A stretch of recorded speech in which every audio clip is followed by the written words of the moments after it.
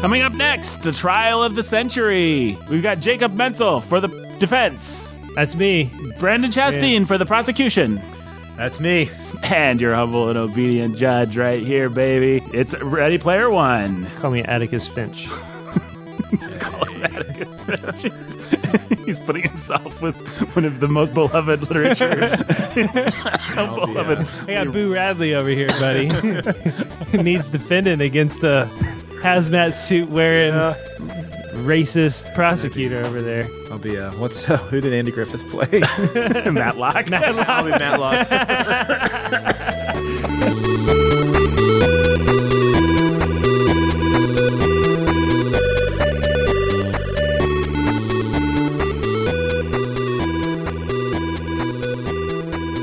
Welcome to the Booking. Couldn't be more excited to be here. Let's get right into it. We've got the trial of the century. So if you didn't listen last week, Brandon gave us all kinds of fantastic context. He talked about how he was Brandon gets it. Brandon gets it. Most people, they don't get it. They're just dumb idiots, yokels, I believe. Is what it's a proper term, yeah. Brandon might Those are the exact words I used. Anyway, my name is Nathan Albertson. I'm your humble and obedient host. Welcome to the Booking. We're talking about Ready Player One, and that's all a joke. That's all a joke, folks. Brandon's a fine man of the people. Jake can be a little snobby sometimes. But Jake's also a man of the people, and Brandon can be a little, we're all a little bit of everything. There's one thing that I say about people, it's we're all a little bit of everything. We read this book, Ready Player One, and we need to decide what we're going to think about it. So today we're going to put it on trial. Shoot, guys, Patreon donor shout-outs. I'm so sorry. Let's do this real quick. Andrew and Esther, the Lovebirds. Andrew and Esther, the Lovebirds. Jenny Z, the Inscrutable. Jenny Z, the Inscrutable. Robert and Rhonda, the Lovebirds. Robert and Rhonda, the Lovebirds. John and Jill and Max. John and Jill and Max. Baby Max. Yeah, Baby Max. I've got my Baby Max. My beloved Mother Beth. Beloved Mother Beth. My beloved Mother Beth. Maya! Jay and Katie, who are cold and love cheese. Benjamin Tiberius. And then we got the Nathan, not me. Nathan, not Nathan. Eric and Catherine, the Lovebirds. And Dr. X. Professor X. All right. I love it. Do they all feel sufficiently shouted out, you think? Oh, I bet they do. That was a fun shout out. And they're ready for us to get to it. They don't want us to waste any time today. Everybody's on the edge of their seats. Everyone's on the edge of their seats. What are we going to say about Ready Player One? We're going to have a little fun today, folks. Okay? We're going to have a little fun. Jake is going to play the part of the person defending Ready Player One. That's right. Brandon's going to play the part of the grouchy snob attacking. I'm sorry, Brandon. Brandon's going to play the part of the person attacking Ready Player One. I'm going to play the judge and try and keep it a clean fight. And they'll say objection, and I'll say sustained or overruled. They'll address me as Your Honor. Overruled. Try that again, Chastain, and I'll clap you in irons or whatever. All right. To the prosecutor, no less, yeah. I will. To the prosecutor. Well, I can fine him if he's disorderly in the court. Found to be in contempt of court. Yeah. So we're going to put this book on trial, and we're just going to have a little fun. I think you should both approach the bench here. All right. Let's keep this a fair fight. Putting on our gloves. It's not a boxing match. Oh, is it not? We could get this episode done really quick, I guess, if you guys just want to fight, and whoever knocks the other one out, we declare that book the winner. Pull out your camera. Let's roll. That book. So this book wins either way. So I don't know. I'm not a very good judge. I don't know how this works. Does the prosecution go first? Who's seen a court movie? Somebody's got to make an accusation. All right. They have to present a case, and I have to defend. Okay. All right, Mr. Prosecutor. Yeah. I thought my whole, what do you call it? The context. The context. On the other episode. So a lot of your case, if they want to hear the details and some of the evidence for your case, they can go and listen to the last episode. I can summarize my case. So you made us read this book. Who, me?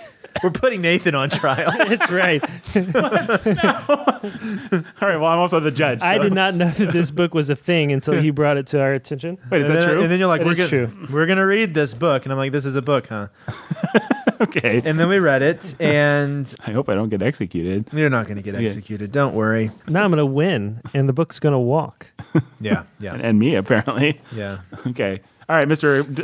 Prosecutor. So I don't have an opening statement. I didn't bag. prepare something. I didn't know we were doing the trial thing. This is all rigged. Hey, I didn't know either, man. Oh, I thought you I have knew. no notes. I have nothing. I thought you guys talked about this. No, we're not in This book. collusion. Jake hasn't. So bribed the we're judge. putting this. What are we putting it on trial for? Why is it here in the first place? That's what I'm creating. You're is the whole accusing it- reason it's That's on right. trial. You're Yeah. accusing it of. You're saying it's guilty of. It should be. We should sentence it to death. We should sentence it to death. Well, okay. So it's guilty of a capital offense. I'll So t- I'll take- crimes I will against take- humanity or literature. It's guilty of crimes against literature. So here I am today, standing before you as a man who loves literature. And I am dragging up this book, and I am telling you that it is criminal offender against all things literature. It is not a work of literature. It barely deserves to be read. So why? So the prosecution will show that, first, the character of an author really does matter when it comes to shaping the story that they're telling. There are certain elements of this book that you will not be surprised were written by a perverted man. And there is ample evidence that Ernest Cline is a perverted man. He is a... Objection, Your Honor. That's an ad hominem attack. Overruled. I'll allow it. Yeah. And I so... don't know what proper objections are. I'm just going to press them out. I couldn't think whether In the I should say history- sustained or In the history of the bookening, perversion in the author has been enough to damn a book before. You're see- appealing to past. I'm appealing to past precedent. We damned the Dubliners, and we damned... Your Honor, I'd like to point out that if James Joyce had been a saint, we would still have damned the Dubliners. Sustained. Further, I'd like to point out that Tolstoy was something of a monster, and we have sainted Anna Karenina. That's true. Sustained. That's true. Further, we've also argued that Hey, Mark we're Twain not- was we're not- something of a monster and sainted Huck Finn. True. Be careful. Defense. True. You're not supposed to talk right But now. when we get to that part of the argument, I will show you why there are significant differences. What else will the prosecution prove, Mr. Prosecutor? Yeah, the prosecution will also prove that the prosecution is getting very old. He is getting old. Mm-hmm. And when he was reading this book, as I got closer to the end, and there were giant robots fighting each other with lasers, and the final battle was a gaming event between the main villain and the hero, I suddenly put the book down and I said, I could be reading so many other things right now. I said to myself, even other forms of cotton candy would be more profitable to me than this book. I cannot think to myself what I'm getting out of this. Even as cotton candy, I cannot imagine to myself what I'm getting out of this book. Is there anything else the prosecution will be showing? Yeah, but finally, what the prosecution will be arguing is that if we're concerned with what makes a valuable book something worth reading, this book fails. This is not a work of literature, and as fiction, it fails and becomes simply a means of parading both the narcissism of its author and being purely a book that is meant to be an artifact used for the pleasure of its readers, which is not what we want in a good book. And that is the most damning part of this book. So to summarize the prosecution's case, you're going to prove that the character of an author, well, you're going to appeal to past precedent that the character of an author matters. And you're going to say the character here is bad, number one. Number two, you're going to say the prosecution is getting old and this book sucked. Yes. Or to put it more fairly, this book was thin. A waste of time. This book was a waste of time.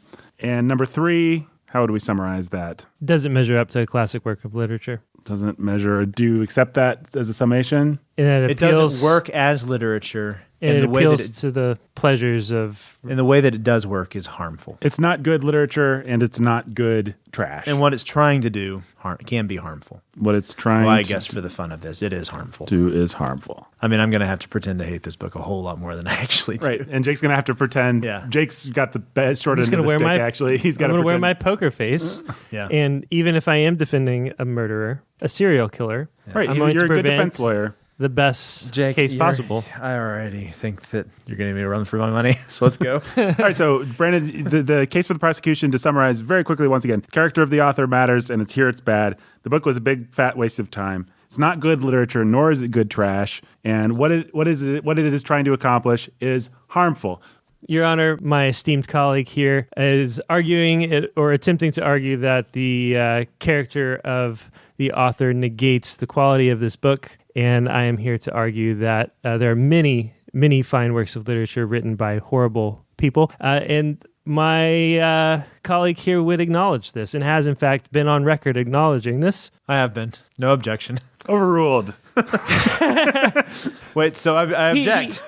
He says that he's a crusty old man and that he doesn't have time for a book. But does a book like this? But does a book have to be written specifically for him and his particular brand of crusty old men to qualify as a good book? I'm going to argue no. In fact, it doesn't. He argues that it doesn't measure up to classic works of literature like Tolstoy. Does every book have to measure up to a classic work of literature like Tolstoy, like something that Jane Austen would write? I'm going to argue no. In fact, it doesn't have to measure up to that to be a good book.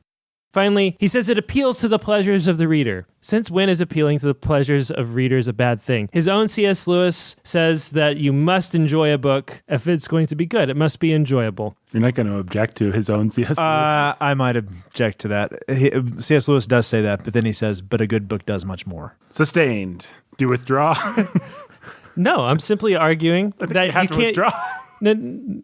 What? I think you have to strike it. You have to be like, I strike that from the record or something like that, don't you? No. I just sustained his objection. It's an argument. You can't... I'm pretending like I'm holding a gavel here, by the way, if no one's... No, you don't get to do just that. realized. I'm the judge. This is just crosstalk. Yeah, this is crosstalk with Mr. Defense, Jake and approach the bench. We're Yes, debating Your the Honor. judge. I'm going to have to see that you show a lot more respect for this courtroom. And I'm going to have to see that your credentials as a judge are examined. Great judge. What was your final point to his final point? He argues that the book is at fault because it appeals to the desires of the reader, and I simply want to argue that that is not, in fact, a bad thing to Objection. appeal to the desires of a reader. Well, a clarification. That's not my point. It is what you said. My point is... Did you or did you not say? What did I say? You said that it is bad because it stenographer's out on lunch. appeals I said to the desires of the readers. it manipulates the desires of the reader. That's not what you said. Well, then I will clarify what I meant. I'll allow it. I think that I said that, in fact, what it is, it's using the readers, and all it is, it's meant to be used by the readers. And the way that it wants to be used is harmful. Okay, that's just a claim. Yeah. That's as of yet. That I haven't proven yet. unsubstantiated. He's going to Yeah. All right, present so evidence, you I hope. prove that. Okay. So Good luck how with would you that. say? How would we summarize that? It's But one thing I would say is that you will find that very thing in every work of literature. There are always manipulations and appeals to desire that are harmful in any work of literature, Agreed. included your beloved Tolstoy, Agreed. or Shakespeare, or Austen, Agreed. or Dickens, for that Agreed. matter. I don't know whether I agree with that or not. They're harmful manipulations. Harmful manipulations. Tolstoy manipulates us in a harmful way. Certain points of the there- book, sure. There have I mean, to be. insofar as every man is That's sinful, exactly right. original sin, Yeah, that's right. depravity. That's- I know that's his Hey, point. are you going to throw out the law of God in your courtroom? We've got the Ten Commandments right behind me, baby. Okay, all right, just checking. By the way, we're in a virtual courtroom in the Oasis right now. We're in our VR goggles. Yeah, we all put on our VR goggles. Forgot about that. That was going to be one of the gimmicks. But Tolstoy wasn't like giggling in his basement covered in... You don't know that. Okay. Covered in the posters of all his like famous Russian poets and authors and like poking each other like, I can reference this guy, you can reference that guy, and then getting off on it. I don't know what- And you know for a fact that Ernest Cline was? You have video evidence of him doing that while he wrote the book? I have evidence of the book. I mean, what other point is there to it? Do you, in fact, have evidence that he was in his I don't basement? have evidence that he was in his basement. Then I it's was a being- spurious I claim, was so being throw it out. hyperbolic. Objection, I Your was Honor. being hyperbolic. Sustained. I don't Strike it from the record. strike it from the record. That'll be stricken from the record. Watch What yourself, record? Mr. Prosecution. All right, we've got 4 points. Mr. Prosecution, Yeah. your first point was that the character of the author matters. What evidence or witnesses would you like to call? Well, I'll call the guys that he appealed to. We'll call in Tolstoy. All right. Can we drag him from the grave? Are you I'm gonna- not the one who brought Tolstoy into this. You are. Let's call in Joyce. Let's call in Ernest Hemingway. And let's call in Jane Austen. The court calls These Jane. books written by these people. We've read these books. And so here, you mentioned the fact that Tolstoy was a bad guy. You said he was a monster. That's going a bit far. Is it? I'm going to ask that be stricken from the record. You have not proved conclusively in this courtroom that Tolstoy was a monster. He's about to. Okay. Tolstoy gave away all of his possessions, gave away his family's inheritance, abandoned his wife and children, left them in financial ruin. True or false? True. I submit to you, Your Honor, that this does in fact work to establish him as a man of disreputable character. That might be a little different than a monster. Watch yourself, defense. Well, he did this- I will go so far as to say that makes him a monster. Defense? Wow. You know all This is really awkward. He wasn't a monster. Does Ernest Cline have a family? Yeah, that woman, that wife he married, the slam poetry. I don't know if he has any kids. Has he abandoned her? He's also not. Has he given away all of his money? He's not in his 80s yet, with a chance of senility. Has he done it? Has he done that? No, but he's written some. Did Tolstoy do it? Did he do it? Did he abandon his But wife? to appeal to the biblical law that we've now said is precedent and can be appealed to, having all fallen short of the glory of God and we all sin. And then every author is equally corrupt. Every author is. Every author is corrupt, and so you have no point at all to make by pointing out the character of the author. If you're going to appeal to the law of God as the standard, the difference between Austen and Hemingway is negligible. It's negligible. It's negligible. Fair enough. I'm just trying to get away from the. If you're going to talk about character, you have to talk about facts. And facts is facts. Ernest Cline has a wife and a family, and he has not, in fact, given away all of their inheritance and left them But he also destitute. wrote poems about how he would like to be in pornographic videos with young librarians. But before or after he was married? Pretty sure it was while Before? he was married. He was a slam poet while he was married. But before he was married, he was a slam poet. And before. But I'm pretty sure this poem was written after 96 when he was married. Okay. Is it... And he also has explicit scenes in his books that Tolstoy doesn't have of masturbation. So...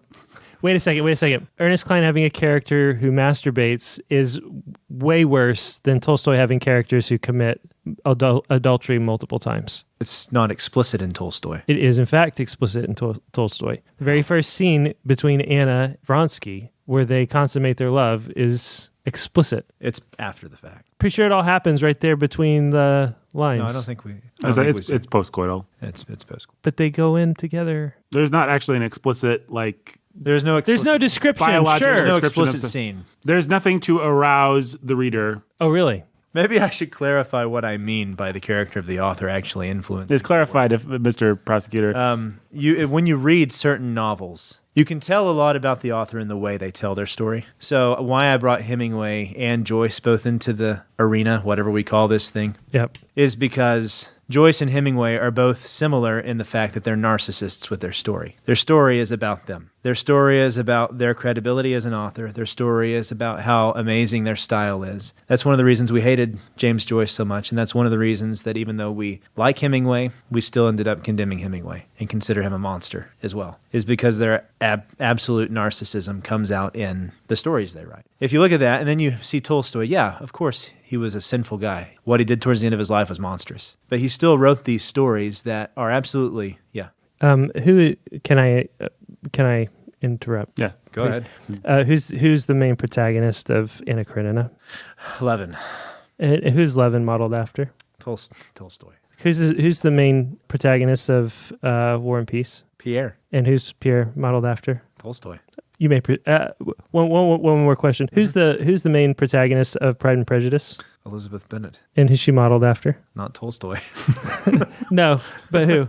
Jane Austen. Okay, you may proceed. Okay. I'm not quite sure what point you were getting across. Well, you said you were simply arguing that these guys were narcissists and they made their books all about themselves. And I'm only pointing out. Yeah. I But mean, gentlemen, authors, neither authors, Tolstoy nor Jane Austen is on trial today.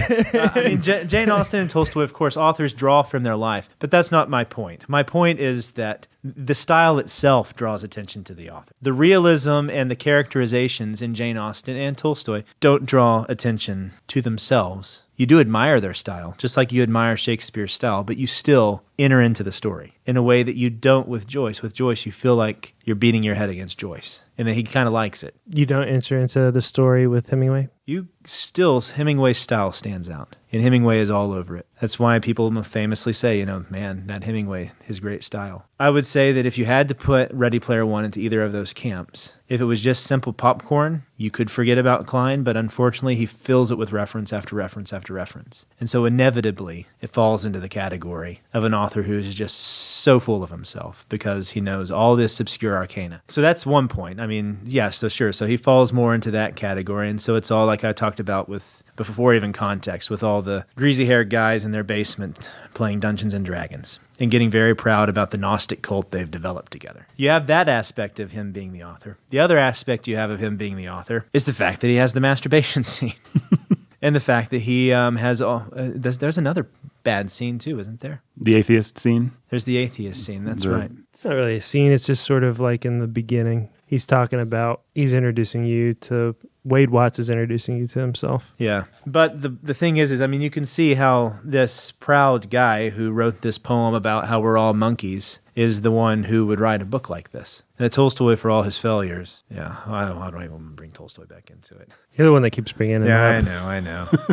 Tolstoy is not the one on trial today. He's not the one on trial today. It's It's because I am trying to, I mean, you use it at me, but he's the one that keeps bringing Tolstoy in. So to wrap my head around completely what I think about author and novel and story. We've talked plenty about it outside of this. Why don't you gentlemen both approach the bench? Okay, what? Okay, yes, Your Honor. I don't know what I think about author and style. And Tolstoy was a bad guy in a lot of ways, but he wrote some pretty good books, a lot better than and a lot less narcissistic than Joyce. The defense, if I know him, will probably agree with that. Off the record, Your Honor? Off the record. Yeah, I agree with that. Okay. And you think that Jane Austen was a little bit better than... this is all off the record, remember? Yes. Jane Austen, not a narcissist, No. in the same vein as Ernest Hemingway. Ernest Hemingway. No, not quite. No, Okay, you may... not at all. In fact, Depart the I bench. can't stand Ernest Hemingway. I love Jane Austen. And you are on record as hating James Joyce about as much as anyone's ever hated James Joyce. True. Okay, proceed. Proceed with Your- second point. What was my second point? Well, wait, I have to decide, do I award points? What do I do now? Well, I think he gets a chance to respond. I get a chance to All respond. right, respond. I'm just going to come back and reiterate that my esteemed colleague first argued that the character of the author invalidates the work, and I think that I have established that there are, in fact, authors of lesser character than Ernest Cline, who have given us great works of literature. When my colleague pointed to the law of God, he effectively put all authors on the same playing field and undercut his own point. So I don't know what Legacy has to stand on with his case so far. That's all I have to say about that. Defense, will you, or no, what's your name? Prosecution, will you approach the bench? I already made the point. Yeah. What? I think everybody really sympathizes with you and wants you to win. Yeah. But right now you're getting trounced. Am I getting trounced? Well, kind of, but I think everyone's like, Jake's making these moronic points, and yet he's winning. I told you. That's what I imagine our listeners are thinking. Yeah. So So should we move on away from this author point? yeah, we should probably just get away from this other Let's get away from point. the author point. There was a reason it was my first point. I mean, I still stand by it, but Okay. Go ahead. this is off. Come at me, man. It's just off the record. Yeah. It's nothing to come out at you, but Off the record? off the record. Yeah. Yeah. Off the record. Yes. Since I know you don't believe most of what you're saying. You believe Pretty some. much anything. But that is what drives me crazy about this. Is these are the arguments that people are going to make, and that's what Right. I'm Well, that's trying why they're worth having. That's why I'm trying to figure out how to respond, but I don't quite. know Well, how to I would yet. respond to myself, if I could just like cross the aisle here, I think what I would say is that it may be less to do with the character of the author in terms of their personal morality and more to do with the, I hate this word, but the worldview that they bring Yeah. that informs, in the moral worldview that they bring, that informs the way that they tell a story, and craft a world. And so Tolstoy may have been, and we can actually argue whether or not he was a moral monster, but there's no question that his worldview is a moral one. And much closer to a biblical worldview in terms of how it informs his story and the way he tells his story than Ernest Cline or Hemingway or anybody else. And the same is true of Austen or Shakespeare. And that's what makes them truly great, is despite whatever flaws they may have as authors, But no. despite whatever This is good. despite whatever flaws they may have as individuals, Yeah. they bring a real moral sense, a real sense of the world as God made it, which is in fact a moral world, Yeah. to their writing. And that shines through and gives their writing a depth and a character that a person with a very shallow worldview, no matter how externally moral or upright their life may be, they can't bring that to a book. They just don't have the goods. Right. think that's- Tolstoy whatever his personal life was like has depths of moral understanding that Yeah. Well, Klein could never begin to aspire to. kind of started not confusing me, but just making me even get a little bit away from just the complete moral character and trying to figure out what it actually was. And I think you're right. I think that's exactly what it is. As much as I don't like the word worldview either, I think it more has to do with philosophy than it does Yes. character, because I was thinking Shakespeare. We know he had a Christian view of the world, but we have no clue who he was, really. We have he could have been a horrible guy for all we know. Now, here is a thing that we do have to grapple with, though, and that's the reality that your philosophy is going to be shaped by your character. And so in some way, what gives Tolstoy credibility is that he at least carried some sense of guilt with him about his failures and self-awareness about his failures. Whereas somebody like Hemingway, he's a sexual monster and an immature dude that shapes his philosophy, right? All I'm trying to say is I don't want to totally divorce personal character from philosophy because they inform each other and they shape each other and it goes back and forth. No, the best example in the bookening that I think we have is Steinbeck, who right. Oh, that's not a great guy at example. all. Serial adulterer. I don't actually remember, but I want to say serial adulterer and multiple marriages and all this kind of stuff.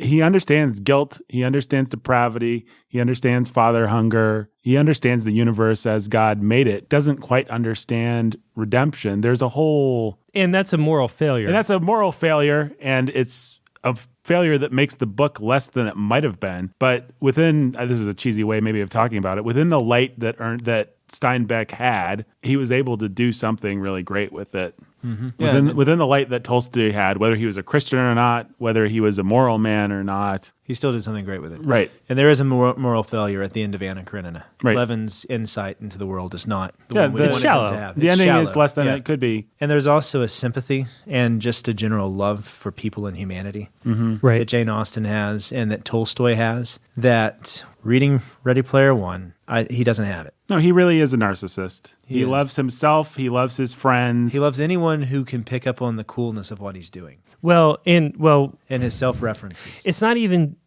I mean, okay, so you and your context and your approach so far have really painted him as being the total nerd that he's selling to the world. And I've not been ready to buy that. Mm-hmm. Now, I know I trust you and I trust your judgment. So it's sort of shaking the way that I've thought about the book because it's so perfectly calculated to just be a validation fest for every narcissist living in his mom's basement. Yep. What you see here is a good businessman realizing he can capitalize on a world full of narcissists. Exactly. There's a world full of think- narcissists who live in their mom's basement, and I can capitalize on that, and I can throw because it feels so calculated. Every little, It does. like you've brought up the masturbation scene multiple times, so we're probably going to have to put some kind of thing on the Bleep or something. just a warning. A warning. Yeah, we can't not talk but we about can't it. not talk about it. Yeah. None of us knew it was there when we picked up the book. Somebody alluded to this earlier. The whole point of that scene is to make every nerd who can't get a woman feel validated for masturbating. You're just like Isaac Newton. You're just like Steve Jobs. You're just like every great man that's ever walked the earth. Einstein. They were too smart, Marie too Curie, important, and they- too busy to...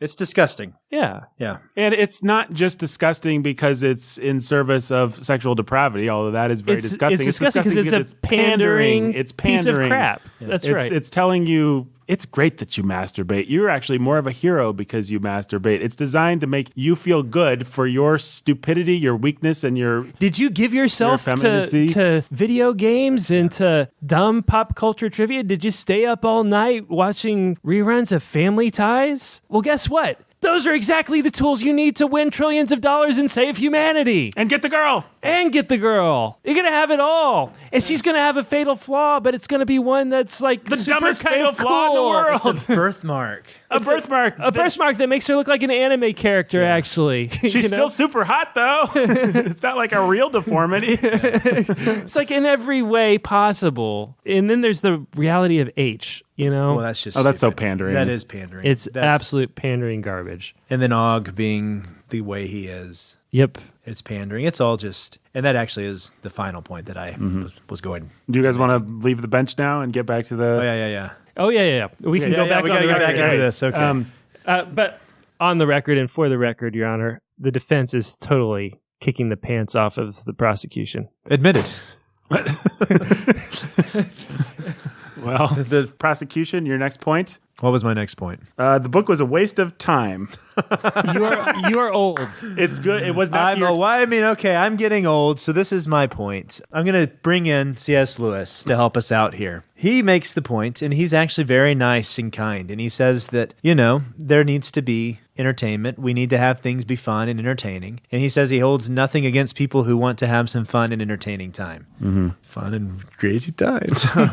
And so you can, Agatha Christie, we've talked about these sorts of things. These are fine, but if I'm going to read a book that, this is looking forward to my last points and also to my failed first point, that, oh man, Star Wars socks. That actually off the defense record. is actually wearing Star Wars socks right now, Actually, folks. off the record, the defense made a very strong case for me and spoke everything that I should have said. What am I saying? You don't Oh, know it's the book entertainment. So if I look at this and I look at everything that damns this book, as fun as it is, as good of a time as it is, it's not worth it in the end. There have to be things in your life that, even though they might be fun, you're willing to just say, I'm not going to do and have anything to do with that. Now, let me ask you Because- this, Mr. Prosecution. If you'd watched a 2-hour Steven Spielberg movie on the same subject, telling the same story, do you think you'd have the same response? We'll find out. I don't know. We'll find out. I'm just thinking, get a little personal, the judge here, but I guess I can Yeah. say things. I enjoyed some Murder on the Orient Express movies, but man, I couldn't make myself read the book because it was just too much Murder on the Orient Express. Your Honor, may I approach the bench? I think that approach might- the bench. May I speak off record? Yes. I read this entire book, and I did enjoy it as I read it, but I read the entire book just wishing I could watch the movie and thinking that this was made to be a movie script, and it should have just been a movie script. And from what we know about him, that's pretty much what he does. He's a Well, and it's screenwriter. pretty He's a much what he screenwriter. was trying to do, I think. wanted I this think to he be- wanted this to be... I think he got his dream. His dream came true. I think he wanted to write a book that would get a Spielberg movie Actually, out one thing of I it. didn't Did you want to mention approach is- the bench too? Oh, can I approach the bench? Everybody. So come one around thing the I bench. didn't mention in context is the fact that one reason he wrote this book is he couldn't imagine a screenplay unless it was someone like Spielberg being able to get the rights to all these things. Right. And so he's like, I have to make this into a book so that I don't have to get the rights to everything. Well, one and then thing his that dream you came haven't- true, and then Spielberg's like, yeah, You didn't put it into your I thought maybe some of your prosecution was going to involve the style, but I think the style is a non-issue because it's just flat and functional. It reads like a screenplay, actually. Well, It's just actually- like- It's flat and it's functional. Styles It's written gonna- from the perspective of a kid who grew up in a VR system, not talking to real life people, and so it's Yeah. almost unassailable from that perspective. I mean, he could be a total moron and write that, or he could be a total genius, and it would come out almost the same way. well, it will come. It was going to come into my third point. all right. Well, nobody Whether or not hears this is nobody literature. hears this bench stuff. So I mean, let's- all 'cause right. he's a bad writer. Right. Well, depart the bench and continue. I got my defense ready for that. For him being a bad writer? Yeah. Well, it sounds like you do, yeah. Yeah. well, Well, And then nail you you know to what the it wall, is. man. I am looking forward to it. okay. So there I am, and I have little time. I work. I have kids, and when I do have the time to sit and read a book, do I want it to be this, or do I want it to be something that's actually worth my time? Prosecution, you're going to have to define what's worth your time. Well, okay, what's worth my time? We've established that some measure of entertainment is worth your Well, time. just like the defense keeps calling this a good book, but he's also going to have to then define what he means by a good book. No, I'm just going to have to defend against your claim that it's bad. I don't have to by not- establish that my client is a good person. I just have to establish that my client He's did not bad. Okay, is not But a serial you killer. kept using the word good. Did I? Yeah. Whatever. sustained. Sustain the whatever. Sounds like you're against me too. No, I'm an impartial judge, man. Except for I don't want to go to So jail what for makes recommending okay? a So what stupid makes book. a book worthwhile? Defense? Or I prosecution? don't know how to make this point without getting accusations against me again of the few versus the many. But what makes something worthwhile? What makes something worthwhile is something that's actually going to engage me in the way that Shakespeare, Austen, Tolstoy engages me. And yeah, so the defense is going to say, well, does everything have to be Shakespeare, Austen, and Tolstoy? I would say if it wants to be something that people should want to read, then it needs to aspire. Otherwise, people like Ernest Cline shouldn't even pick up a pen in the first place. So this is interesting, prosecution. You actually don't make a distinction, and I don't judge, even though I'm a judge. I don't Yeah. judge. I'm just to clarify. You actually are not making a distinction between. To you, everything is all in the same continuum. There's no such thing as good trash that is to be judged by its own standard. I think there's trash that is harmless and exists. Do I think that those people who wrote the trash should have been encouraged either not to write or to have tried to write better? Yeah, I do, actually. Because I think that you need to take story and craft seriously. But you're basically that putting is it- my opinion. You're putting it on the same continuum as Shakespeare, and you're saying, of course, it's not Shakespeare, It's making but a claim to be literature. he didn't even try. And so if it wants to make the claim to be literature, then it has to be willing to, or even in the same continuum as H.G. Wells. And he doesn't live up to the Man in the Moon. He just doesn't. And if he wants to try and be in that continuum, then put on his big boy pants and get to work. Don't write crap or take crap and throw it on a page. It makes me mad, actually, when I get into it like this. Because But he's not trying. he's not trying. What he's trying is he's trying to just do a cash grab. Or he's trying to sit around and giggle with his friends in the basement about how they all know these references, and then use every stereotype ever created in a story to write a boring story that has anticlimactic ending with giant robots fighting each other. Which isn't really very fun to read about. Yeah, in the end, it's not fun to read. It's not worth my time. I could read H.G. Wells. I think any science fiction lover, Ernest Cline would probably say, yeah, you could read H.G. Wells instead of me. I could read Ursula Le Guin, for heaven's sake. At least be confused. Should we let the defense respond to that? Sure. Defense? Yeah, I have a couple of questions. Go ahead. For you. Correct me if I'm wrong. Your standard for any work of entertainment is that it has to move you personally and it has to aspire to the level of Shakespeare, Leo Tolstoy, or Jane Austen Not necessarily those three, but it has to aspire to be good. on a level like unto you actually listed them as. Yeah, the- why wouldn't something Okay, want to okay. aspire Uh, to be that? Do you watch Netflix? I do. What are the last 2 or 3 things that you've watched on Netflix? We're watching the Olympics right now. The Olympics? Yeah. Okay. Those people aspire to be the greatest. The Olympics are on NBC. Yeah. You're asking what have I watched? Netflix. I'm talking Netflix, Hulu, YouTube. Do you watch YouTube videos? No, No? No YouTube videos. not really. Facebook, you're on social media? Rarely. Instagram, Yeah, I get on Instagram. and you do watch shows on Netflix? Yeah. Shows like, for instance, Stranger Things. I have watched Stranger Things. You watch Stranger Things? Have you watched any of the Marvel, But I'm trying to actually remember what the last thing I think it was this show called The Crown. The Crown? Mm-hmm. So you consider something like Stranger Things to be worth your time? You did, in fact, consider Stranger Things to be worth your time? Yeah, I considered it to be worth a try. Worth the try. Did it aspire to Shakespeare or Tolstoy or Austen? You got it. I can do this. Did it aspire to Shakespeare, Tolstoy, or Austen? I've never talked to the Duffer Brothers. Did you perceive it to be aspiring to something on the level of Shakespeare? Actually, with Stranger Things, In your expert opinion, I'm trying to establish what the standard here is, and it sounds to me like it's an awful arbitrary standard of what moves you Well, personally. I don't think it's that. as- No, I don't think that's what I'm saying. I think that what I'm saying is it needs to be art that's trying to move people in the right way. I actually do think that Stranger Things wanted to be that. It's a different conversation as to whether or not Stranger Things succeeded. Okay. But you're saying that Stranger Things aspired to be a great. I think it wanted Stranger to be great. Things. Yeah, I do. I think it wanted to be. Okay, now there's a difference between being a great version of Stranger Things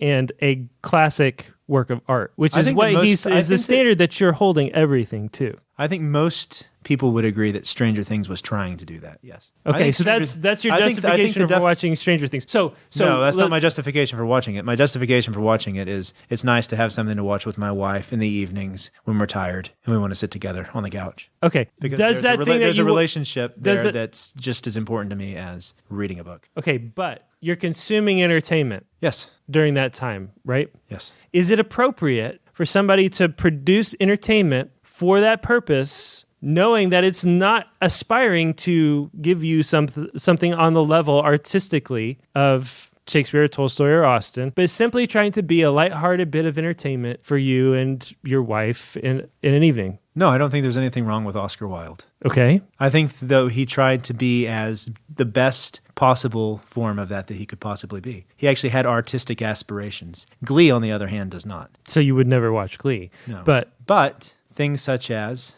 Mad Men, Breaking Bad. Those things actually do have aspirations. So prestige TV is okay, but anything that falls short of prestige TV, Lost even Not had okay. aspirations like that. not okay. I'm just trying to figure out where this standard is. I need to know what this standard And is. not of everything. what- So the thing is some of these things. Let me ask you a Some question. of this stuff can aspire to entertain simply by being the best possible form of popcorn it can possibly be. Wait, so popcorn is okay. I think that's no. I don't think it's bad. Okay, so popcorn's okay. It's not bad. But what you don't want is popcorn laced with arsenic. Okay, but that's different than popcorn that aspires to be steak. But that's what I'm claiming. But your argument earlier was that every bit of popcorn should aspire to be steak. And even if it falls short and lands among popcorn, it should be aspiring to then be maybe steak. I should clarify a little bit of what I was trying to say. Okay. Do I think that Indiana Jones aspires to be Shakespeare? No, but do I think that Spielberg aspires to greatness, to the greatness and craft of storytelling, to the greatness of movie making, So to all these things? Yeah, I do think that he holds himself to a very high standard that not anybody else has really been able to emulate. So I think the prosecution standard, in fact, I'm going to help the prosecution a little bit. okay, I'll allow it. but you're going to change his argument. Yes, I am. Okay. Okay, thank you. The prosecution, I think what the prosecution wants to argue is that the standard to which these things should be held is, did they try to be steak within their genre? In other words, there's different kinds of steak, and not all steak is equal, but everyone can try and be steak. If you can be the best version, And here's the my most artistic version, the most you can actually try to achieve quality in your field. You can try to achieve excellence. Well, and what the prosecution is accusing Klein, or should be accusing Klein of doing, is of not trying That's to achieve excellence. That's perfect. I mean, that's what I was trying to say. I'm just not as articulate. Okay, well, listen. Here's all I'm hearing is that everything should be steak and different variations of steak. And if it's going to be a sirloin, then it should be a good sirloin. If it's going to be a T-bone, it should be a good T-bone. If it's going to be a ribeye, it's going to be a good ribeye. And you're not making. That's still a very. My contention is that's still a very limited range of palate. Okay. There should be room for cheeseburgers, and there should be room for candy, cotton candy even. And Defense, would you say that there's a Why? difference between a good cheeseburger and a bad cheeseburger? well, sure. Would you say there's a difference between the best cotton candy and the worst cotton candy? I'm not sure I would you- be able to tell the difference. Would you allow for gradations of quality within... Would you allow the fact that sometimes analogies don't hold completely true? No, as a matter of fact. 'Cause your Listen, argument won't work if here's the thing. Here's the thing. Everything about your case is that you don't have the time for this because you don't have the time for popcorn or cotton candy because your palate is a palate that's refined to only appreciate steak. Insofar as something falls short of that, then it needs to at least aspire to be something that it's not ever intended to be. This is intended to be popcorn or candy. And you can argue that it's not good popcorn or not good candy. You've not actually done that beyond asserting that the reason it fails to do that is that it doesn't aspire to be Shakespeare, Tolstoy, or Austen. The fact is, this is a successful book because lots of people think it's good candy and they enjoy it. And lots of people are not you. Lots of people are not people who have given their life to studying literature and developing their palate. And so is there room for good people among the many to, as Lewis would say, to enjoy this piece of candy? And I argue that there is, in fact. And you may not be able to know it because your palate is so refined that you reject all candy out of hand as being too sweet. You can't even taste the nuances among them.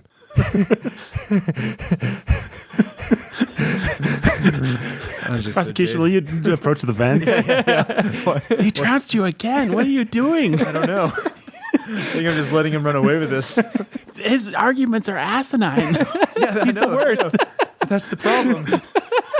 His asinine arguments sometimes sound really good. And yeah, they sound really good because he's saying them at a high volume and waving his should I arms. go out there and say mine in a high volume? He's Ready Player One, man. Yeah. He's Ready Player One. He's got nothing to say. got nothing to say. Everything is shallow. Yeah. And he just waves his hands But the and problem is makes he- references he and likes uses wins. analogies and Yeah. he wins. And wins. Yeah, and he wins. The populace likes it. Yeah. You're making arguments of substance. You're actually trying to delve into quality. You're trying to think so hard about it, you can't even articulate what you're saying, and you're losing. I know. It's awful. It's like a It's metaphor. just like Welcome to my life. politics or law or life. Welcome to my life. Because, I mean, what do I say? Yeah, you're right. Well, because I am. Yeah. I mean, that everybody should. But it's a problem of our culture. It's a problem that our culture is to a point where we think that popcorn should be raised to the level like this idiot that wrote this book. This stupid fan fiction saying that people have grabbed the means of production and now we're making steak that tastes like popcorn. I mean, it's. Well, you could argue a couple different things. Number one, you could say steak actually is better for you than popcorn. Well, yeah. And we have limited time, then I'm just going to come back. Here's what happens. When I make that argument to people, this is actually getting real now. Okay. When I make that argument to people, everybody gets really personal when it comes to the books they love. And I think it has to do with because people in the end, they really know that what they read matters and what they enjoy and love actually says a lot about them. Just as much as it does about the author writing the book, it says a lot about you, what books you allow yourselves to love. And so people get very fidgety and weird. Even when someone there aren't a lot of places in my life where I feel like I have some authority, but when it comes to books and literature, I do. You know what but you're then talking people about. get mad when I try to tell them that something's bad. Mm-hmm. That just drives me crazy.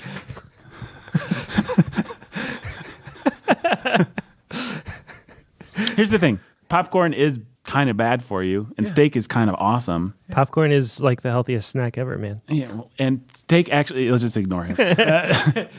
Steak actually tastes good. Here's the thing. So does popcorn. There are great adventure novels that you could be reading that could actually give you the thrills, the taste, all the good taste. The Lord of the Rings. Yeah, The Lord of the Rings. You could be spending your time reading, or even, let's say, The Count of Monte Cristo. I don't care for it as much, but people like it. There is actually good quality trash out there. And this doesn't even aspire to the level of that. In its own field, in its own genre, taken on its own terms, taken relatively, not compared to Austen, but compared to other science fiction novels, compared to the best that its field has to offer, compared to trash, other good, let's just for simplicity's sake, we'll make the distinction between. This is a fantasy quest. We'll say art and there's art novels and there's trash novels. I didn't realize there's gradations in between, but just for simplicity's sake, there's art and there's trash. This is trash. The question then is it good trash or is it bad trash? And the argument to be made is that it's bad trash. It's trash that doesn't try. Spielberg himself has made lots of movies that have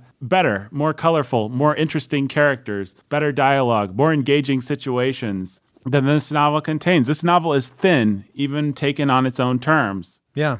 And the problem, though, is that then they'll say, how do you know? Like, who are you to say that? How do how can you judge it? How do you know that he wasn't aspiring to be that, right? And how do you know that this isn't quality? Who cares what he was aspiring to be? Yeah. He did Those are the art. That's the sort of. Then you just end up running in circles. What would your qualifications be for this not being trash? You have a hero who is, you can say he's narcissistic, but he's self-sacrificial. He takes great risks, personal risks, for the good of his friends and for the good of the whole world, at least as he sees it. He works hard and masters his craft. These are all the elements that you would say were in any other novel, in any other context, ennobling kinds of things to read about. So then why in this book are they not ennobling kind of things to read about? Because it's all mixed up with... Why not? It's all because you didn't find them ennobling because you've grown beyond them, or what? No, those things, insofar as this is a story of a hero that, I'm not being a very impartial judge here anymore, but insofar as this is the story, well, everybody just approach the bench. We'll hash this out. Okay, fine. We're here. Do I have to go off the record now because I'm having fun? Yeah, we'll go off the record a little bit, but you can still play devil's advocate if you want to. Insofar as this is a hero's journey, that's fine. There's a reason that those stories resonate with us. It's nice. I look forward to watching the movie. I enjoyed the book. It was okay for what it was, but it was mixed up with a lot of narcissism, with a lot of selfishness. The whole section where he's wooing Artemis is so lame. You know, Yes. The fact, like, she got all my references. That's literally a line in this stupid book.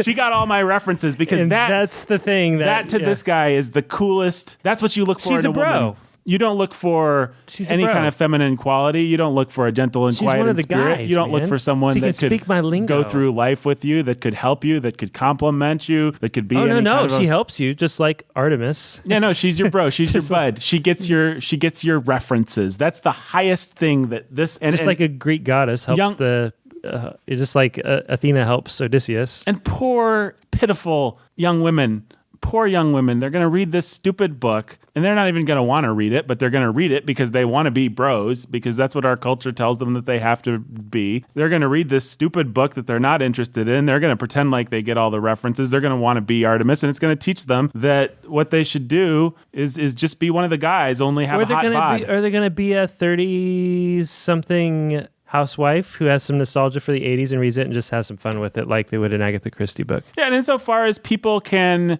read this and have some fun with it, that's fine. I don't have a problem with that. I don't think there's anything so destructive or arsenic-laden about it that people can't read it and enjoy the hero's journey that's there. I think they can save themselves some time by watching a 2-hour movie, and ultimately, I think the judge will probably rule wait for the movie, but we'll see. You know, you can get what's good out of this, bypass what's bad by just watching the silly movie, probably. That's actually what makes the position I'm trying to take pretty hard, is because I don't think that this is a book you just have to throw out. I'd be fine with somebody reading it. I don't think it's so awful that you shouldn't read it. Right. And that's what I'm trying. It's not trash, but it's almost. It's almost, yeah. And so that's what makes But I think you were on the border of... That's what makes my position kind of difficult, is I wouldn't say that somebody shouldn't read this at all, and yet I'm trying to put it to death. Well, but I think you were actually on the verge of making a pretty good point. If you take this on its own terms and you say, is it aspiring to be good trash? The answer is actually no. It's pretty lazy. It's pretty cynical. It doesn't try that hard. And that is, can we all agree, even though it kind of works and it's kind of a clever conceit and the hero's journey is always fun and always enjoyable, and it's got some stuff that's kind of fun and works, can we all agree off the record that it's pretty cynical, pretty insulting, and a pretty lazy book that isn't everything that it could be? Like, there is actually a better fantasy novel? So off the record, yes, I agree with that, I think. My devil's advocate defense for that I think we maybe have to take seriously, because I may even be persuaded by it, is that Ernest Cline is nothing more than George Lucas. What George Lucas did with Star Wars was give us a fantastic, as you love to put it, a fantastic sandbox to play in the world that he created. And he didn't have any of the tools to really make it what it could be. If he had brought Spielberg in to direct, if he had not written episodes 1 through 3, but if Lawrence Kasdan or whoever was more involved, we would have had a better Star Wars. But it was a really cool universe, and that's what's great about it. What we might have to contend with is the fact that Ernest Cline actually created the greatest sandbox known to man. And that sandbox is the Oasis, a world where you can be anything you want to be, do anything you want to do, go anywhere you want to go. You fantasize about living in the world of Star Wars? Great. All you need to do is make a hyper jump. Or you fantasize about living in the world of Star Trek? Great. Make a hyper jump. You fantasize about living and abiding by all of the some kind of fantasy? Boom, you're there, and now you operate under the rules of that fantasy universe. That's a really cool, interesting, compelling sandbox to play in. Because he had that one great idea, maybe that's all he has is enough vision, enough great idea, and it sucks that he's the person that had to go and write the novel. But it does kind of suck that he's the person that had to go and write the novel. And it's not even really his idea. I mean, other people have had the idea of virtual reality worlds. Well, yeah, I mean, the virtual reality is an actual real thing. Yeah, so I mean, it's not like this is a novel idea like George Lucas's Star Wars. The fact that somebody else No, but to be able to pull it together and to pull all of those worlds together in one place that's linked with your identity, and you can go and you can build and you can, that's a cool thing. I'm sure other people have had that thought or that idea, but he pulled it together and he created a vision of it that was compelling enough that he sold I don't know how many books, and he's getting a multi-million-dollar movie made directed by Steven Spielberg, because Steven Spielberg looked at it and said, this is a cool sandbox, I'd like to play in it. And Universal Studios or whoever looked at it and said, yeah, that's a cool sandbox, everybody would love to play in it. Sony and Nintendo and Facebook and Microsoft are looking at it and saying, yeah, we know that's a cool sandbox. We're trying to build it. What's this? Jake actually stepped away from the bench while making that speech and just made it to the courtroom. So, prosecution, I guess you'll have to respond. I've got to respond to that. Yeah, I mean, fair enough. He came up with a good idea, but that doesn't make a good novel. And it doesn't make a good literature just because he has a decent idea. As to whether or not we throw the idea out completely, I don't think the idea is on trial. What the defense is saying, though, in the defense's defense is stop judging this as a work of literature. Judge it as a work of world building and say it's pretty cool. Yeah. Okay. And what the prosecution is saying in the prosecution's defense is no. Well, in I'm the confused. same way that if you look at Star Wars and any individual Star Wars movie, Yeah. if you judge it by the standards of a great classic movie, not going to go very far. Well, we already know where I stand on this. So, But if you judge it on its merits, which is a pretty naked hero's journey, pretty empty, flat characters, but really cool world to imagine yourself in, that's amazing. That's why it resonates with everybody. This is a similar situation. It's fair enough. It just doesn't make a good. Accept the merits of that. But insofar as accept the merits of good pop art measuring up to a standard like that. But insofar as Star Wars generally didn't combine it with as much pandering garbage. And Star Wars has started to combine it with more pandering garbage, we're on record at the Bookening as not being as appreciative of Star Wars. Yeah, it's become bad. Can that be a standard for pop art? Is that what you said? Just coming up with an idea? An idea, a world that resonates, and a hero's journey story that people can enter into. Because the thing is the Lord of the Rings wouldn't have been the Lord of the Rings without the story. I mean, he couldn't just build the world and that'd be enough. Well, he had to populate the world. But the story, the arc of the story is not that different. Well, but the characterization and everything that happens. You can say the depth, the characterization, the nuances, even the stakes. I mean, because what's at stake in this book is pretty ridiculous. The future of humanity or something like that, right? But the way that it's at stake, it's pretty ridiculous. I fail to see your point. It's video games. It's the whole world. It's all everybody has. This is post-apocalyptic. It's 80s video games. This is post-apocalyptic world where nobody has anything. Nobody has any money. Nobody can afford to live. It's 80s video games that no one except for him and a few people that he knew. I grant you the point that it is 80s video games, and that seems very silly to you and I'm growing up in your... No, it's silly in general. I'm supposed to care, and anyone's supposed to care. That the moment Lots of people do. Here's wrongly. Okay, but listen to my broader point, okay?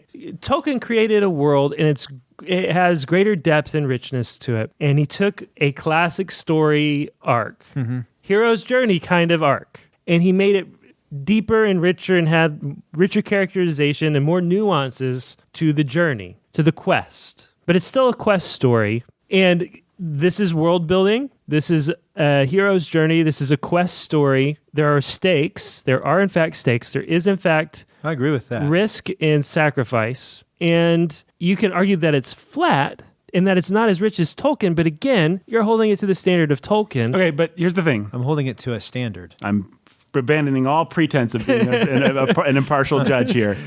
2-on-1, man. Star Wars did excel at some stuff, okay? It had great special effects.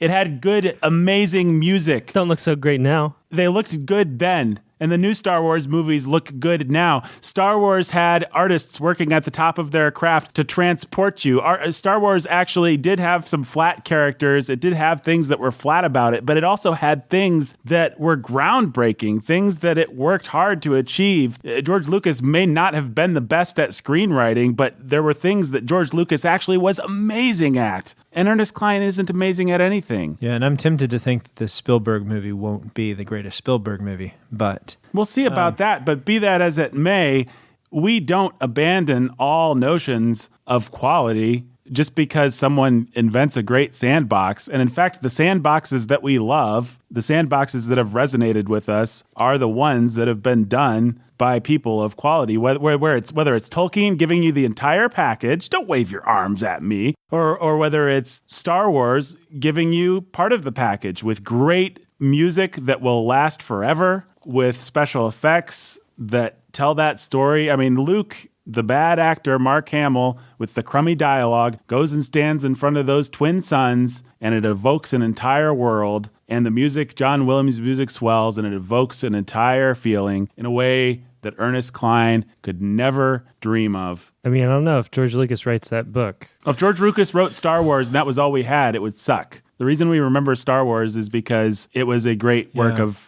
art in its field. Now, this is not a great work of art in its field. He has to work with descriptions. He has to work with dialogue. He has to work with chapters and words. Yeah, he does not excel at any of those things. May I approach the bench? May I speak off the record? Off the record. Yeah. All he actually does is give you a world where you can pull in anybody else's sandbox that they created. Yeah. He didn't even create his own sandbox. No, he actually didn't create a sandbox. What he did was he said, wouldn't it be cool if there was a world in which all of these sandboxes created by all these actually creative people were all lined up next to each other and you could just like jump from one sandbox to another? That would be kind of neat. And that's a fine idea, but that's really all that he did. He didn't actually create anything unique. And even the tech that he's talking about, like, this is stuff that already exists or is on the edge of existing. It's sort of like Jobs has already made the iPod Touch, and you look at the iPod Touch and you think, wouldn't it be cool if I could use that as my phone too? You think that you've invented the iPhone. Right. Well, idiot, what have you thought he's been working toward? He just hasn't got the tech for it yet. Mm-hmm. And honestly, I don't accept that we can't have quality. I mean, I think that's a great point that you just made. Another one is that I've never accepted, if you've invented a great sandbox, I've always thought about the Star Wars movies, since that's our analogy, why don't they hire some screenwriters that can write dialogue? Yeah. It wouldn't hurt anything, you know? You could, maybe from the argument of we have to keep it flat, which is an argument I admit I've made many times to defend many different things, That you like. That I like.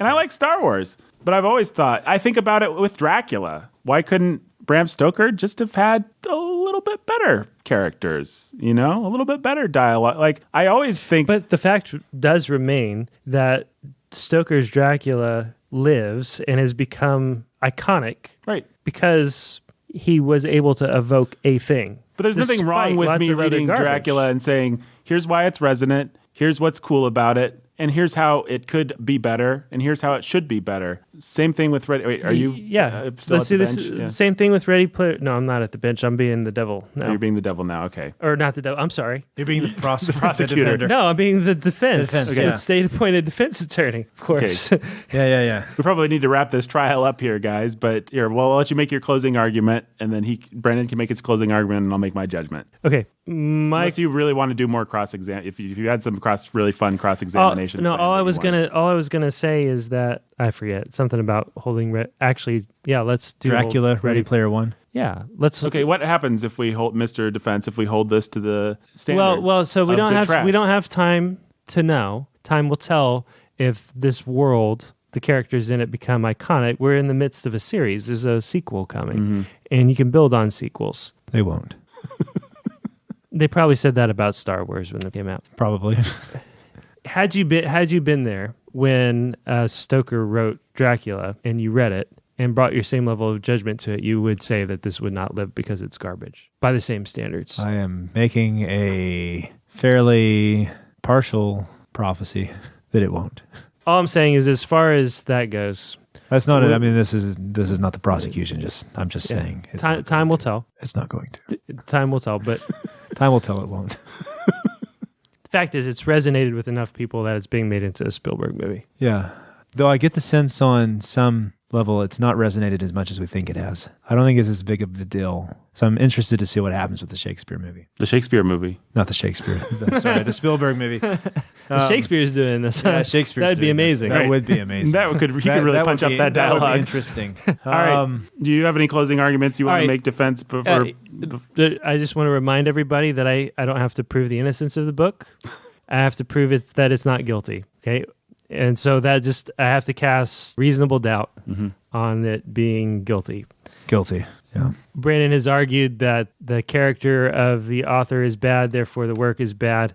And I think he's argued that very ineffectively, very poorly. And the reality is there are many bad men and bad authors that have done good things and many good people who have done bad things. That argument falls flat, especially by Brandon's standards for character and for goodness of literature. He has tried to argue that a book has to aspire to be a classic work of literature and that all entertainment is on a continuum and it needs to aspire to move him personally and aspire to be on the level of greatness, same level of greatness as Shakespeare or Tolstoy or Austen, which I think I've demonstrated is false. He holds everything to his own personal standard, and then he argues that appealing to the pleasure of readers is a bad thing, which again is demonstrably false. And so I don't think that the prosecution has any case whatsoever to make against this book. Well, I think the only point you made that's true is that I did a poor job at defending the author. My point about the author, the other stuff you said is wrong. It's because you love Tolstoy, though. And I love Tolstoy. I don't want to see him go down, but I was suddenly inspired. this is the Perry There's a Mason moment. muse. To think that it's actually not the character of the author we care about, but their worldview. And that you can see their worldview coming through in the books. And this guy's worldview is garbage. It's a stinking pile of garbage. It's just self-referential. It borrows from everything. It's unimaginative. It's uncreative. It's unoriginal. Even its idea of a hero's journey is unoriginal. From what I understand, there are things that it has taken its story from, and that there's something, I can't remember what, I'm trying to remember. There's something that it's actually, people think that did this first. So even there, he was kind of unimaginative. Your Honor, I object. He's entering new evidence in his closing arguments, and that's got to be bad. I'll allow it. This is just coming to me. But no, I actually remember reading this in somebody's... I wish I could remember what it was. Oh, well, wouldn't that have been helpful to have remembered? What was I saying? You were making your closing argument. I was making my closing argument, saying that this was a stinking pile of garbage. Oh, You said yeah. it was derivative, that there's an argument that it's derivative, Right. and I objected and derailed you. Yeah, and you that's what objections are supposed to do. You succeeded. Now I You kinda failed to succeeded. succeed by putting you back on track. Yeah.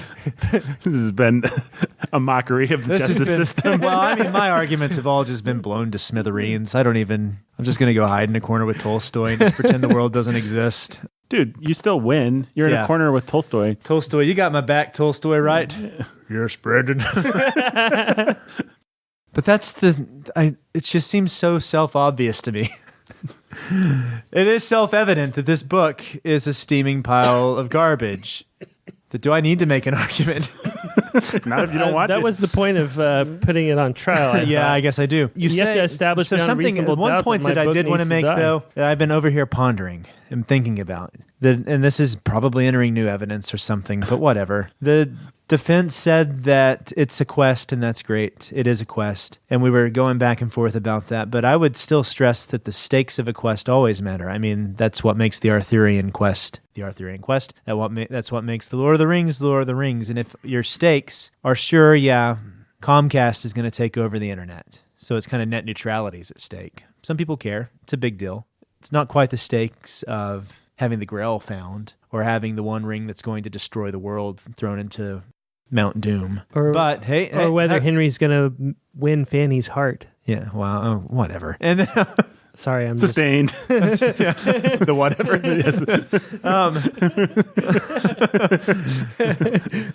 But if the stakes are then then you also have to look then at the Whether question: the problem is of two people. In what are this the world, dangers? not What are the hill dangers that beings. are going to happen to the people on the way? And if the biggest danger is he's going to have to remember the lines to a movie, He was going to get killed. He's going to get blown up. They're going to find him. that's later, They're going to put him in. not in the actual quest itself. No, he was going to get killed from the beginning of the quest to the end. At the one part where they blew up his trailer home, That was at the beginning, and then they were going to. they were trying to actually find him. They were actively trying to find him They to were kill him. trying- In but they fact, they actually- did I kill would one of his argue- friends. They did kill one of his friends. I would argue that that's a weaker part of the novel, though, because you never really feel that danger too much. Sustained. But You don't feel it too much. okay, just- you don't feel it too much. But is it real? Does it exist? It does. Okay, but it's poorly done. Fine. Which But your goes into the argument next is that part it of doesn't exist. which goes into the next So- part of my argument, which things need to have standards to be worth our time. To hold something to a standard, it's just you should hold it to a standard.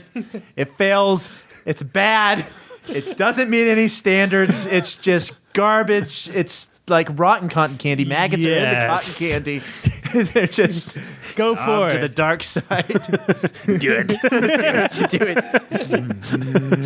And I mean, so we haven't talked about the style. You open up any sentence in here, and it's not even attempting to be the sort of bad that was in Wrinkle in Time. It's just dead flatness. There's no artistic merit to the style. The storyline is cheap, riddled with self-referential. I can't say the word again. The M word. Yeah. Yeah. Our listeners will understand. It's just meant to make the readers who get it feel good about themselves. And so they're supposed to then use this text as just a way to feel nostalgia. That's it. And so it goes back to this one quote that I found that he said, what he really gets, What really gets him giddy about art is the fact that it's escapism. The best movies, the best literature, all of it's escapism. And so this is escapism. But is that really what real art and stories do? Are they just escapism? Because what he means by escapism, it's doing what the Oasis does. It's taking you into another world, another place. And I'd say his vision is not worth my time. The way he writes is not worth my time. His heroes are definitely not worth my time. I could think of a million Wade Watts I would rather spend my time with. And Wade Watts I would rather hold up to my son as a model. So he doesn't think that if he plays Zelda, suddenly he's going to have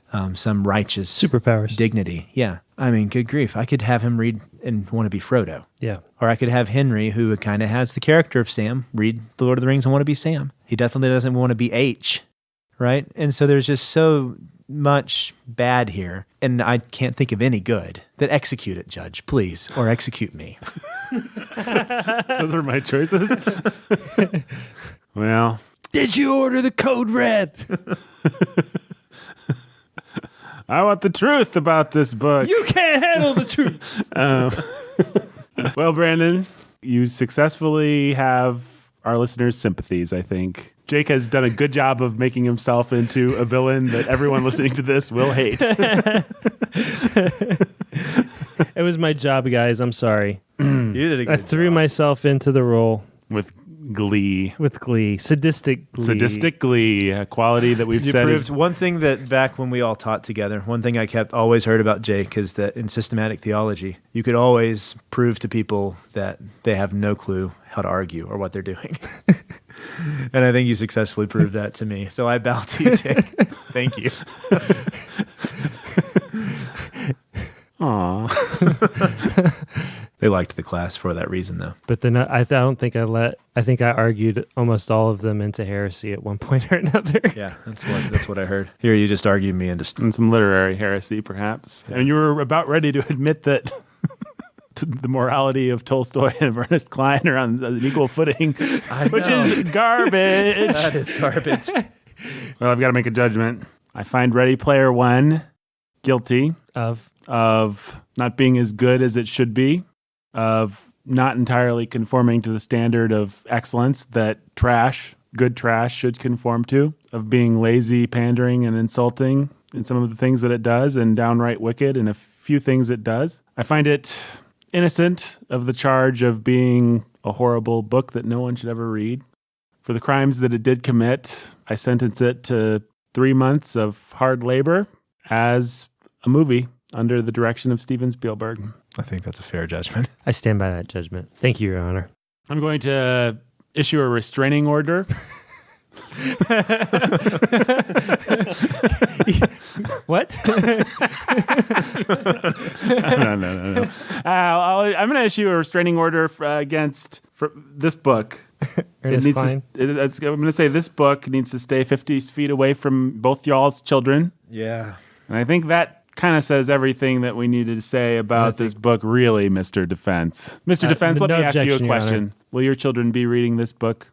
No, Your Honor. Would you be happy for your children to read this book? No, Your Honor. At any point while they're under your roof? Not under my roof. Yep. Well, That's what I'm thinking. As adults who are mature and who, for whatever reason, want to explore 80s nostalgia, pop culture, whatever. I'll say go watch E.T. Right. would you recommend that our listeners read this book, Mr. Defense? If you have real nostalgia for the 80s, I don't begrudge you wanting to pick it up and reading it and enjoying it. No, I don't. But recommend is different. Recommend for me is no. Yeah. Recommend is a no, but I don't fault anybody for wanting to read it, and I don't fault anybody for enjoying reading it who has any level of real nostalgia or even desire to figure out why other people are nostalgic about. Mm-hmm. I'll second that. If I can take off my my lawyer's robes. Your lawyer's robes, yes. Just put my cards on the table. Like I said, I read this book in one day, so it did something to entertain me. Mm-hmm. I didn't despise it as much as I was. I just That is, I'm sorry, that I just want to say, I think that is a real thing and a real feat that I really appreciate. The ability to keep you turning pages is a real skill. Yeah. It's one that certain quote-unquote great authors don't have, and I certainly begrudge them I do when they too. don't have it. When Thomas Hardy can't keep me turning those pages, I don't like it. I think that's a failing, and it's not a failing of Ernest Klein's. no, it's not. but I'm not sure what that does for him. So well, he has a real skill. He's a good world builder, and he or his editor or somebody is good at putting narrative building blocks together such that you want to keep reading his see book what's gonna until you're happen done and next. see what's going to happen. Yeah, the pacing. So he's got that much. I really do think it's But- not unfair to say he could then add a little artfulness to it and a little characterization and a little dialogue and make it that much better. And it's certainly It could not have fair been to fine, say, yeah. not unfair to say he could take out the dumb allusions to masturbation and to blasphemy, and it would be better. And also, our listeners should know, if they're curious about this book and thinking about reading it, it does contain a number of naughty words. So yeah, it does. proceed at your own peril. But I do stand by what I was saying about standards and those sorts of things. So, in the end, would I recommend people read this knowing life is short and that there are lots of other things to spend your time doing? I think your best bet, probably, if you're actually curious about it and you think you kind of like it, is watch the movie. Watch the movie, yeah. And if you love the movie and it really intrigues you, then maybe you'll want to go back and read the book. But this is a rare case. I'd start with the movie. That's a better entry point. Agreed. And probably the movie will give you everything you need and more, and you won't want to read the book. But That's what I suspect. By the time I was done, I was like, well, I mean, even the whole way through, I was just like, yeah, this is a movie. This would probably make a fun movie. And when I got done, I've been excited to see the movie now. yeah, the movie looks like fun. It does look like fun now. It didn't look like fun at all before. No, but knowing the story and knowing the book, it looks like fun. Yeah, so maybe it'll be fun. And if it's not, oh well. Oh well. Oh well.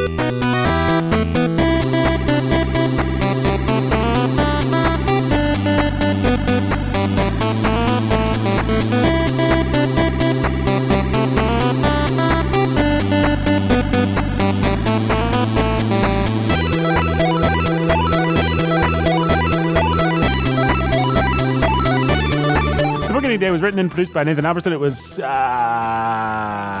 performed by the witness for the prosecution himself, Mr. Brandon Chastain, basically playing the character of the devil from Sound of Sanity podcast.